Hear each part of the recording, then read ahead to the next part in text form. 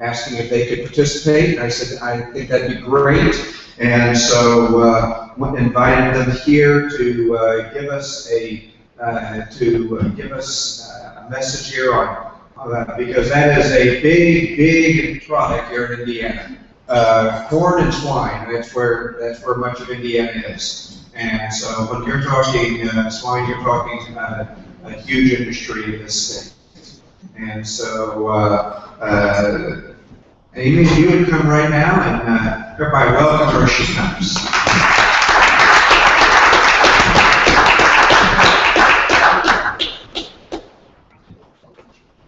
You guys can't hear me, let me know when I'll post or maybe pull multiple things or not, but yeah, I was a resident around Huntington. I did practice here in there for 5 years, and I've been practicing in Wolcott for the past 5 years. So I go all over the place. I've got clients in Indiana, Illinois, Michigan. So pick that up and drive a lot to go to the farms. And you got to be involved with farming and sifting industry. It's a big industry around here. In a roundabout way, I'm sure you are, whether it's your clients or your neighbors or your friends or some way impacting your businesses and your lives. So I'll give you a very brief overview. Mark asked to maybe touch on the environmental and welfare issues and stuff that we're dealing with in the pig industry right now.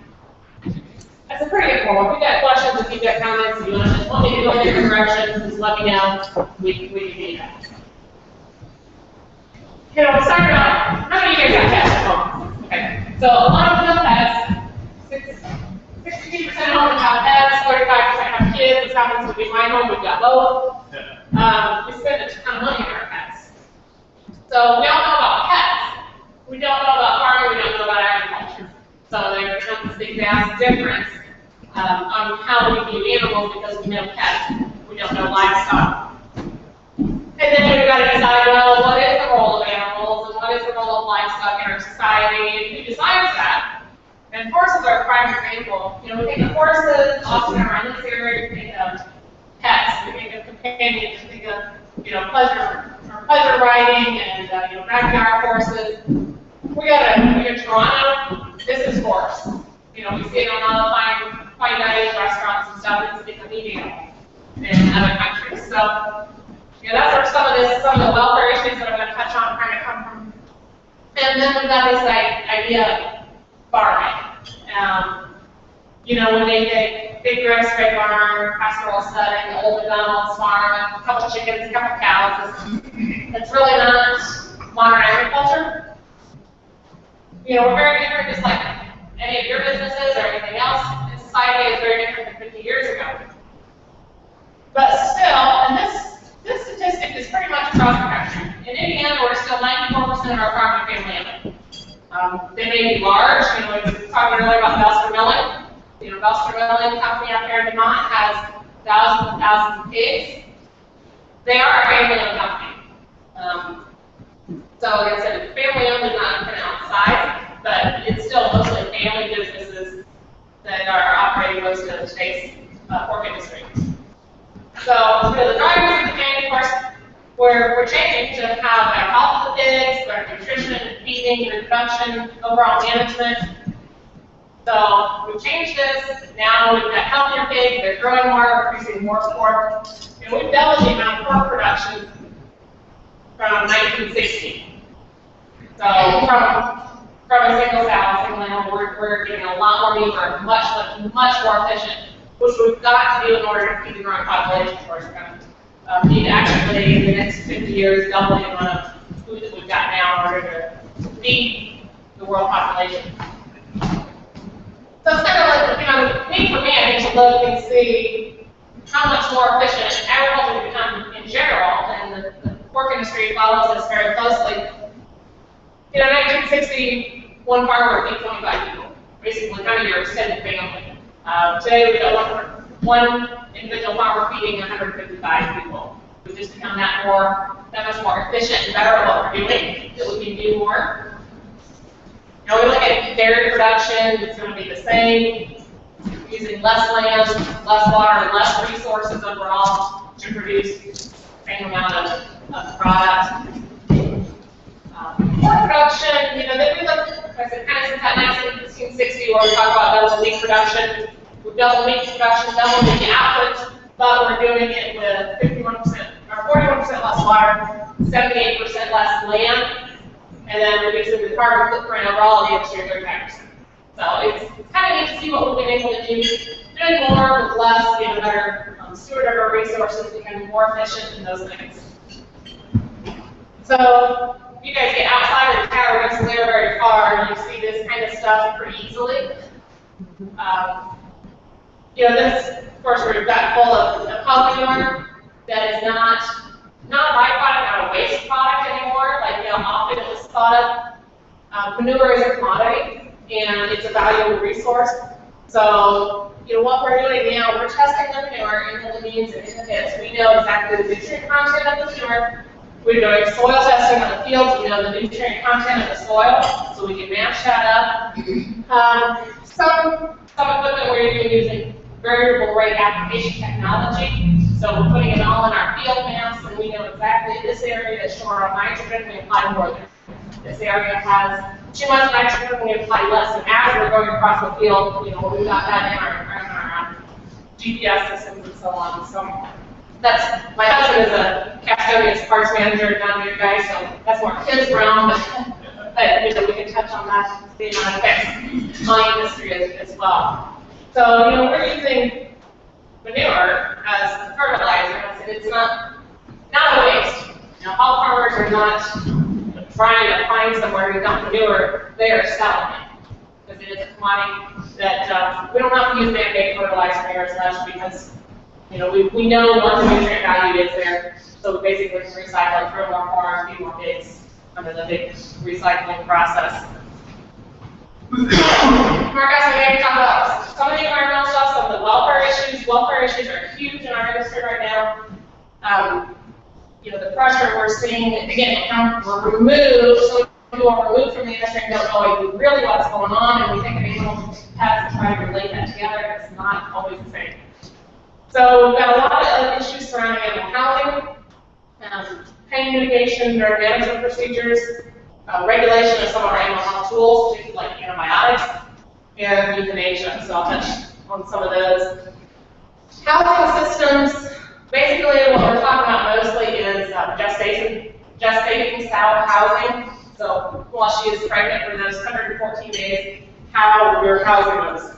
And there are basically advantages and disadvantages of each system. And there's no scientific evidence really to say one is better than the other, and a lot of it depends on management, who's taking care of it, and how well they do with a particular system. These are a couple options, we don't have many of them. We've got, every once in a while we see a few of these, big gray tarp hoop barns out there that we can put sows in. Usually be better with straw or shredded newspaper, those kind of things. Occasionally we'll have some sows on pasture. We don't have very many of those out there anymore. Most of them are in confinement barns. So that's where we're keeping most of our sows. And then within a barn, we've got to figure out what's the best way to house those sows. Majority of our barns look kind of like this, where our sows are individual stalls. Can't say real well, but they all have an individual feed drop right in front of them, where we can, set how much feed they're getting every day. So we can see them, take care of them, see who's eating, see who's not, treat individually, those kind of things. We also have group pens, which is a lot of the pressure that we're getting as an industry is to do group housing, or group pens. And then we've got to figure out how it's like. We put them in small pens of 5 to 6, so we do large pens of 60 to 80 cells, we use free access stalls, electronic cell feeding, some of those things. This is a picture of some free access stalls. And any of you that we talked about legacy farms earlier here at Fair Oaks, Belson or Camelot Farm, I believe, has some free access stalls. Legacy Farms has free access stalls. These girls can go in and out as they please. They can go in, they can shut the door behind them so nobody else can come in and bother them and fight them or try to steal feed, those kind of things. And then they can back out as they please and have this kind of open loafing area. And then this bottom picture is kind of hard to see that this is an electronic sow feeding station. So we have sows in large pens, and they each have an individual little radio frequency tag in their ear that is read by a computer when they go into this feeding station. They go in there, the computer reads their ear tag. We have that set on, she gets, she's really fat, so we need to bump her down to 4 pounds a day. Or this cow's really thin, we need to put some weight on her, she's getting exactly 8 pounds a day. Knows how much she has already had to eat for the day. So whether let's have more feed, or say, hey, man, we've already had your fill, kick you back out, and let somebody else come in. So there are some of those out there in the U.S. system as well. Not near as many. There's, of course, a lot of logistical issues and IT issues and stuff to keep all of that working properly. So there's options. What's best? We don't know. I said it depends on the management. It depends on, the system. Really making sure somebody is trained correctly. I will tell you, if you've got somebody having sows in pens and they don't have a place to pull out an individual sow that gets injured, gets lame, gets really thin, that's probably a far worse welfare than any other system. Because we have no place to put those animals to take care of them individually. We have a lot of individual stalls, mainly for these reasons. One, I said we've got individual feed drops in front of each one of those sows, so we know how much we want her to eat every day. So if she's thin, we'll give her more. If she's really fat, we have more trouble having pigs with farrowing and more dystocia problems, so we don't want really overly fat sows, we'll put her back down. Easy to see if they're healthy or not. If you just go down after you feed, if she's not eating, well, we can tell that. And again, you can't tell if an individual sow's not eating very well because everybody else is going to eat that feed. But if it's right in front of her, we know she's not eating. We can treat her easier than trying to chase her around the pen. The sow aggression and dominance is a huge issue, and I'll show you a couple pictures here in a minute. Sows fight. We put them together. Pigs are cannibalistic by nature, so they will fight. They will. Occasionally, you'll have even a finisher pig in a pen, and he jumps pins into and has different pen mates. They'll fight so hard that they'll kill him. I mean, that's just what pigs do. And then lamenesses, injuries, we do tend to have more of those in pens. This is what sows kind of like to do to each other. We would mix a group of sows together that have not been around each other before. When they fight, they destroy each other. They like to bite vulvas. It's not very pretty. So that is one of the big reasons we do use a lot of individual stalls. We don't like to see this. This is where a lot of our injuries, a lot of our lamenesses, those kind of things come from. Housing and farrowing isn't getting probably as much, media attention, HSUS, PETA, Works for Animals, those type of people attention as gestation housing. But it is something that does continue to get brought up because we do house sows individually in an individual stall when they're farrowing or when they're having babies. So the main reasons we do that, these guys are about 3 to 4 pounds when they're born. She's 500 to 600 pounds. Number one cause of pig mortality is crushing by mom. So that's not a good way to die, if you ask me. It's suffocated by 500-pound mama. So we've got 3 barriers here, either side that the pigs can get away from the sow. They don't have to minimize the labor. It still happens, regardless. It still happens. Kind of babies see a little bit of a heat mat over here, a lot of heat lamps, heat mats. So we've got a warm barrier for the pigs. Again, we can individually feed her and take care of her easier. So that's some of the housing issues we deal with. So there's a lot of push right now for pain mitigation. Because routinely, what we'll do when pigs are little, we'll dock their tails shorter. Remember I said pigs are cannibalistic. So what happens when they get older, they like to bite tails, and they'll just devour each other. Once they start chewing on a tail, it's hard to get them to stop.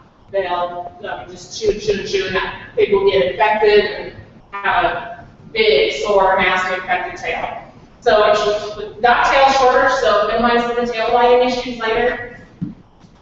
We would also castrate little boar pigs, because boar meat, I don't know if any of you guys ever have been around boar meat. Very rank smell and taste, something we don't want to eat, not very palatable to the consumer. Nobody's going to be very happy if we go to Stratford Hotel over here and buy a pork chop and it stinks and tastes horrible like pork. So we do castrate all the male pigs. That's usually done very early, like 2-3 days of age often. And we'll also then on farms do minor surgical procedures because we'll have scrotal ruptures in pigs is a very common one that we can repair surgically on farm, and I teach clients to do that and so on farm. So we're doing some of these minor type of things currently without pain medication, anesthesia, those kind of things. This is one of the problems we run into.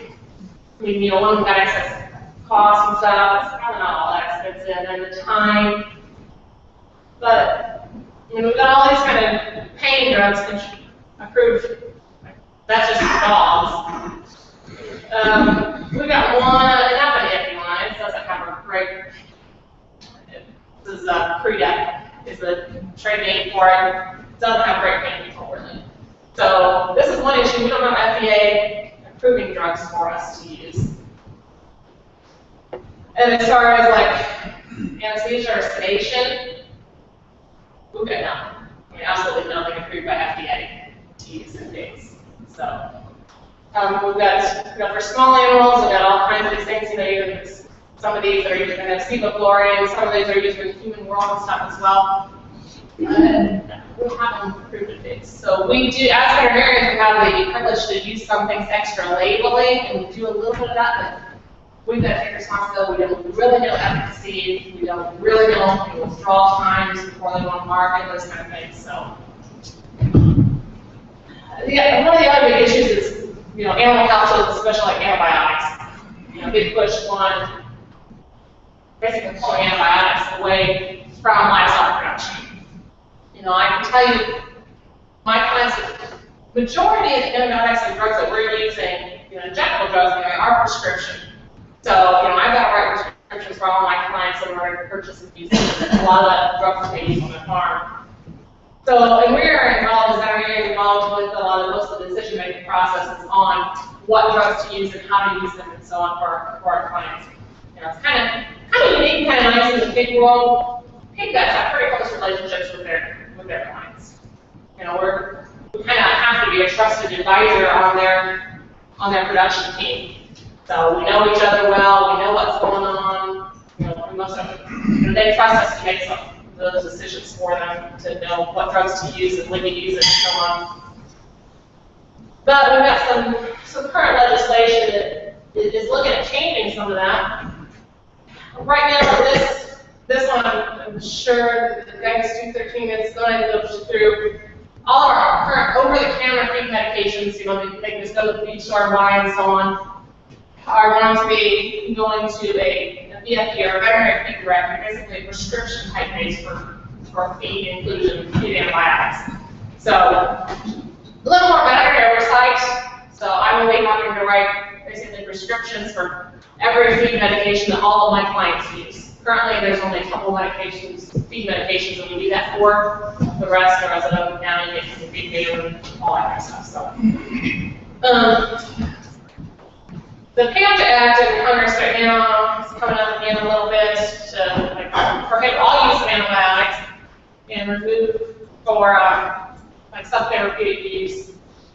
So we could not use strategic pulses of antibiotics in the feed to prevent disease. Rather, we've got a lot of animals get sick and then treat them, which becomes a welfare issue as well as when we've got these tools that we can use, and we know a certain group of pigs gets hit with a certain disease about this time. So we strategically put a shorter pulse of medication in the feed prior to that time to prevent it, rather than treat it in every group.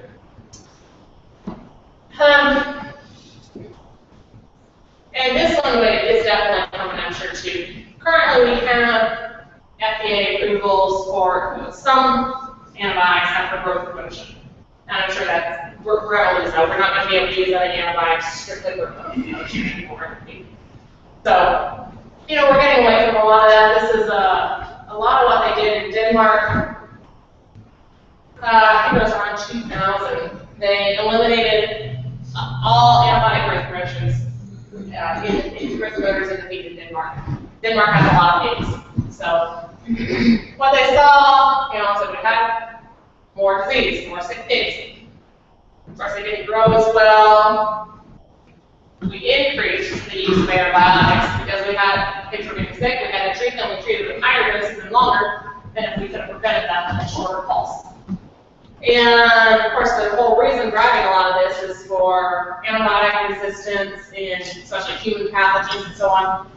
Absolutely no difference in any drug resistance patterns. No public health benefits or differences at all with in Denmark after this ban. And that's been several years. So really didn't do what it was originally intended to do to start with anyway. Euthanasia is another one that we hear a lot about and have a lot of issues concerning, and that's, I don't care what species you're dealing with, that's a difficult one. I mean, there's pet industries, I mean, hospices and pet cemeteries and, you know, urns and the primary industry is built around euthanasia of pets. And euthanasia is something that we need to be doing on farms routinely. This chart kind of shows us the options. These are approved by our American Association of Swine Veterinarians, the National Pork Board, approved options for euthanizing pigs based on the size. So we've got little pigs. One of the most common methods of euthanizing little pigs is blunt trauma. It's not aesthetically pleasing, you know, head to concrete. It is probably the quickest, the most humane, honestly, and properly done. It doesn't look good. Nobody likes to do it. You know, we don't have a lot of great options. You know, veterinary anesthetic overdose, which is basically what we use, you know, the drugs we use to put dogs to sleep and so on, proved not practical. I mean, those particular drugs, not only do I have to have a veterinary license, I also have a special DEA license just to possess those drugs or purchase those drugs. So the veterinary can't be on all farms all the time just to euthanize animals. We do have captive bolt penetrating and non-penetrating captive bolt guns. Again, especially for older animals, there are some non-penetrating ones that are used in young animals. They're expensive, and again, you got the safety issue that you want to make sure you trust all your employees to use. You know, they're not gonna knock their kneecap out or something like that with this bolt guns. You know, then we use a cartridge in, an actual cartridge, and shoots bolt out, so you can basically kind of do blunt trauma, but they're controlled with captive bolt. Carbon dioxide is we're using a little more. It's got its issues too. We've got pigs in a box. We're displacing the oxygen with carbon dioxide. There's a lot of chronic movement. After they're in the box, you hear pigs wrestle around, move around the place. There's not a great option. Honestly, not as compared to how pigs are euthanized on most all of my client farms. The biggest welfare issue I've got with euthanasia is it's not done, and it's not performed timely. Because nobody likes to kill pigs. Nobody likes to kill anything. And it's kind of counterintuitive to what we're trying to do. We want to save all the pigs, so we just don't do it. And so we've got these animals laying there and suffering. That's, in any event we talk about, I'm sure we have the same answer.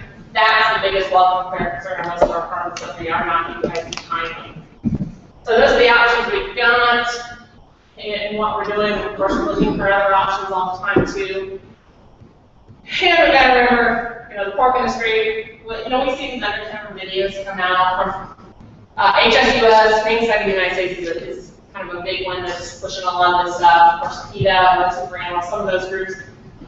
Well, in any industry, we pick out bad habits. So, any of your professions, I'm sure you've heard of, you know of, somebody that's not doing something right. And it comes out. Swine industry, we're unfortunately not immune. So once in a while you see things that come out that aren't right. Some of those videos also are taken way out of context, so you don't really know what's going on. So, that's the other thing we've got to remember is take things into context and really know what's going on. Temple Grandin, she's out of Colorado State, does a lot of animal welfare and ecology and behavior work. And it's kind of like this quote from her, whatever you're doing, get out there, see for yourself. And we're really fortunate right here. You can go right off the road to Legacy Park and see exactly what they're doing every day. So, Velsters and the Curbs, people have done a great job of being very transparent and let us see what's going on in dairy farms as well as pig farms. So, get out there and really see, and that's what, we're trying to do with some of these talks, at least with some pictures and let you know what's really going on or what's educate. So we all know what's going on. So that's a real quick condensed version of a few of the issues in the pig industry. So I always like to end with a picture like this, not only am I, a pig veterinarian, I'm also a mom, trying to put, healthy food on the table for my family, and then I'm the neighbor of pork farms, definitely concerned about the environmental issues and stuff too, right around my house. So, quick version, what thoughts, questions, comments? All experts on the pig industry now.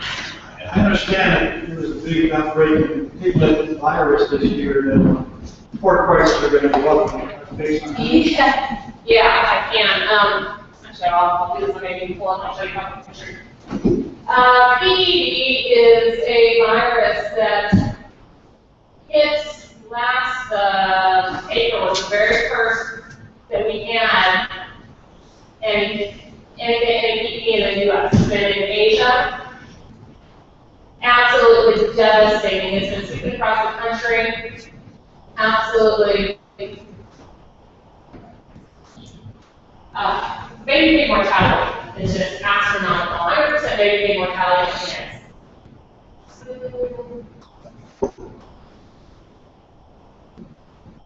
Here's just a couple of pictures. I'll show you a little bit what's going on. It's a virus. It's a coronavirus that gets baby pigs. Ever heard of coronavirus or a parvovirus or dog? Very similar. It attacks the small intestine, knocks off all the villi, the surface absorptive area. They can't absorb anything. They're just watery diarrhea. The adults as well as the babies. They're vomiting. It's just an ugly, ugly deal. They won't eat. So they're cold. They're piling on the stone. They get really thin. The scowls are seeing that to you, the diarrhea and stuff. This is what we got. So it's horrible. It's ugly. I mean, I've had many producers say with this winter.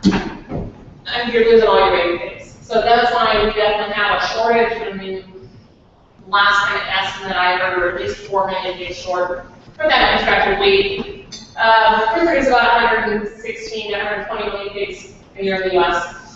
So we're very short. We've got record high wheat prices right now. Yeah, if you don't have your freezer stacked with pork, I would do it for much longer because we're going to have very, very expensive pork this summer. So we end up with a lot of this. But this is, they look good. I mean, if they make it to day 5, their skin runs are dehydrated for that. So this is what we're dealing with. It's a horrible for anybody on farm to deal with this. This is awful. That you're losing a lot of your pigs. So we are very short on pigs this year. So we will be. How contagious is that why? Very, very contagious. It's very easy to move and spread. We're still trying to get a read on that. If it is actually airborne, if it's on the virus particles attached to dust, is it coming with some key ingredients? But it is moving very, very quickly, especially in the winter time. And of course, we have this Arctic cold weather that the virus survives very, very well. So we've got a lot of local people, so we were discussing earlier. They're going to ranchers because they have no cash flow because they don't have any baby pigs. So, Thank you so much.